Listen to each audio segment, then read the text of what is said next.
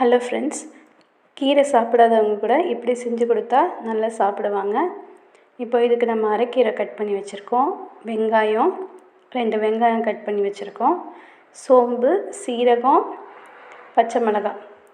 இப்போ நான் இது கடலைப்பருப்பு 100 பருப்பு நான் ஊற வச்சு இது மாதிரி மிக்சியில் போட்டு பல்ஸ் மூடில் போட்டு சுற்றி எடுத்திருக்கேன். இதில் சோம்பு, சீரகம் போட்டு நம்ம அரைச்சி எடுத்து வச்சுருக்கோம். இப்போ எடுத்து வச்சதோட ஒரு கப் வெங்காயம், அப்புறம் நம்ம கட் பண்ணி வச்சுருக்க கீரை, பச்சை மிளகா எல்லாம் சேர்த்துக்கிறோம்.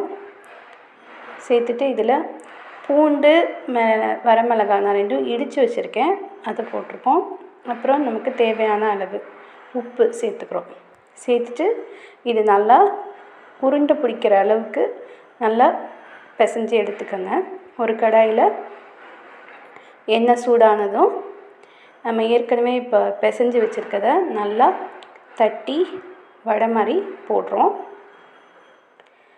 மிதமான தீயிலே வச்சு நம்ம வடையை சுட்டு எடுத்துக்கலாம்.